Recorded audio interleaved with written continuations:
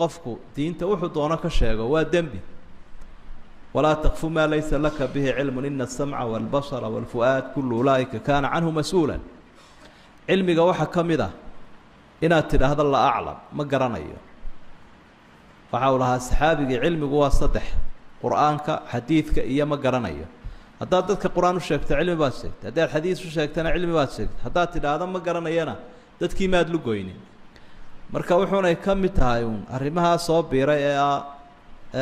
dad ama mutacallimiin sheeganaya ama isxariifinaya ama horumar sheeganaya inay diinta waxay doonaan ka sheegaan waxay sheegaysaa nooc leexinta islaamka weey ama waba laga dambeeyaa dadka sidaas u hadlaya oo xagga dambe laga soo riixaya ummada doonaya inay ka khalkhaliyaan diinta dadka muslimiinta ah ayaa soo riixaya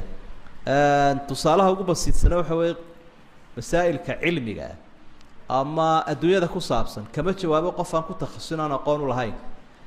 imika qof aan dhakhtar ahayn miyo oran kara intuu halkan TV-ga soo fariisto bukaanka noocaasa bakteeriyadaasa keenta dawooyinkaasa lagu bixiyaa ka horeeya ku qaylinaya waradigu shahaado xagaad ka siyataa mabaad cilmiga caafimaadka soo baranina warin kale laga fariisiya dadka diintuna way si muhiimsan arrimaha adduunyada qof aan ku takhasusin oo aan cilmi lahayn